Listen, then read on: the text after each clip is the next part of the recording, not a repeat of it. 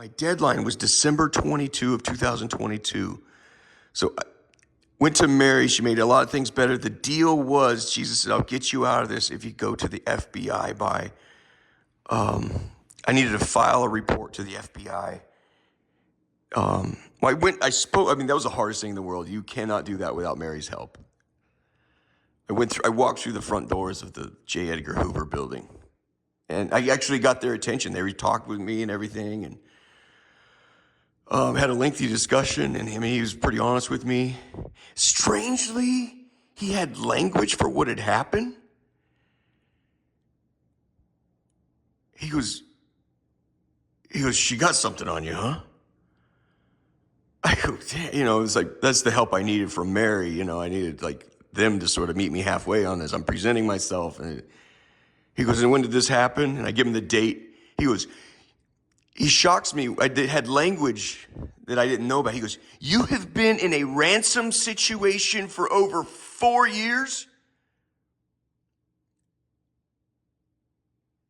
I go, yeah, never heard of that word like that. Yes. He goes, what have you been doing?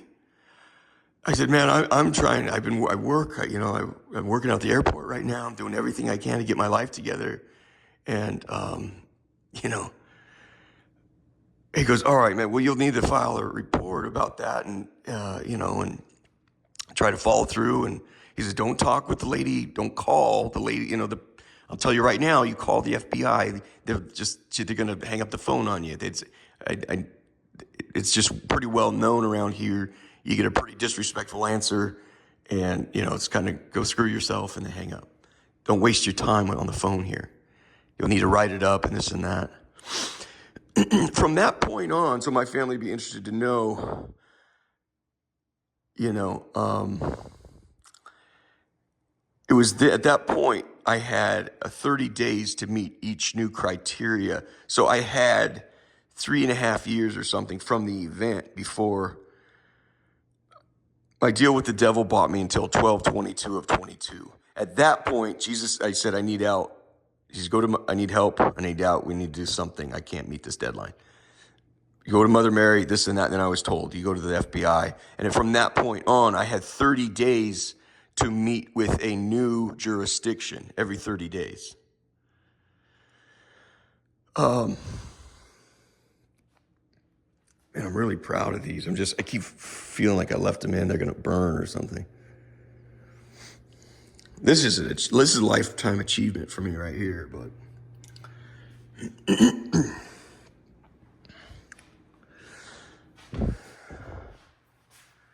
what about it? I've got a lot. Can we just stay focused? I'm sorry. Unless it's really important to you, man. I think you're kind of toying with me. So, thank you.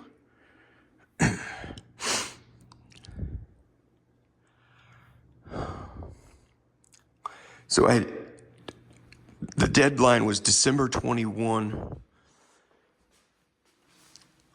at midnight of December 21 to meet these deadlines. And I don't remember I think I had a letter to write or something like this. And the last one that I had, the last jurisdiction that I had to touch base with, it came up at the last minute. I was like, I've met my requirements for this month. I argued this with Jesus. And I say, I've met my obligations, because at the very last second, they're like, no, there's another jurisdiction. I'm like, I've already sent my letter for this month, and it's December 20, or it was February. No, it was March 20. And I said, I consider myself, and I even went to Mary, I said, I've met my obligations for this month. And I had 24 more hours. And the impression was undoubtedly, no, you have not. There's another jurisdiction. Like you wrote that other letter to whomever or whatever that was. There's another jurisdiction. I'm like, okay, what, who? They're like, Gallatin County Sheriff. And I'm like, I was like, dude, you cannot, this is my prayer fervently. I'm like, it is beyond reason. It's unreasonable for you to ask me to contact without any prep going in. To contact a sheriff on the phone. I have, I need time to gather my thoughts and my wits, and how am I going to, that's the kettle. At that point, the kettle's hot and heavy, man. And all these things, it was very reasonable, that I should say, no. If there's a new marker, I should have another 30 days. And they're like, the answer was undoubtedly, no, you do not. You have until tomorrow night at midnight. I was against this. In fact, I bucked up to the last second. They're like, you don't understand. You now have 8 hours, or whatever it was. I'm like, fuck. I mean, it was serious.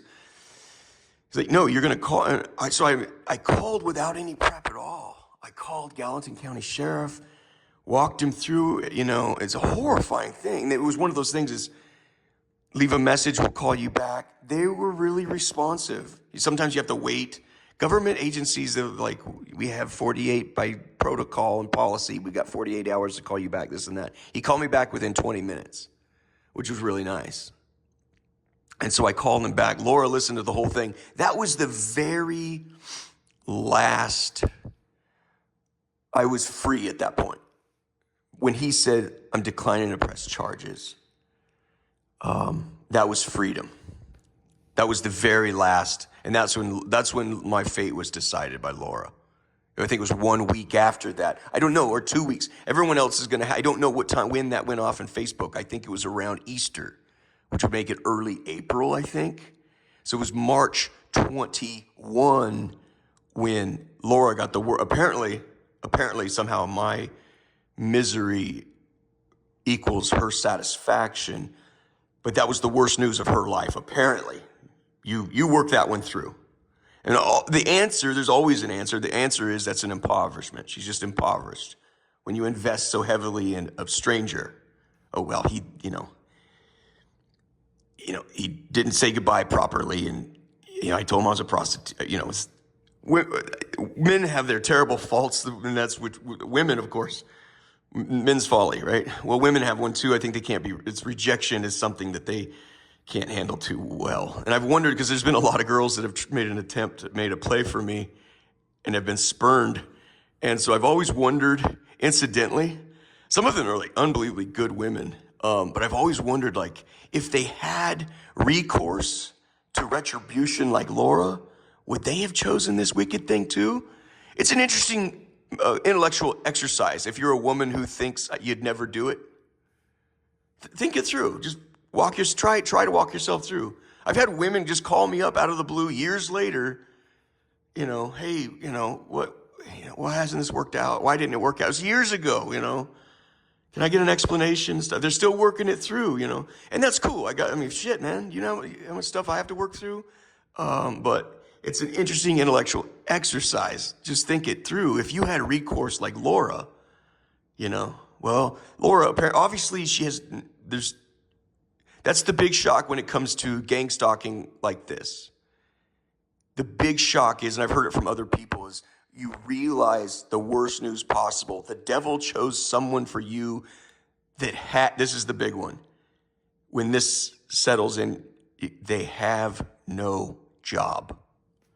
You are now a 24-hour-a-day project. So when she first started fucking with me online, I'm like, whatever, it's when it occurred to me, oh shit, she's at this computer 24/7. She's not like the rest of us. We have obligations. We have to go live life. I'd heard it from another woman. She says, when I discovered he had no job and could somehow, manage to, that was, and it was the same thing for me. You go, oh fuck, okay, this is a little different, But so it was that when I was done talking, a very lengthy discussion with the under sheriff or deputy sheriff out there, and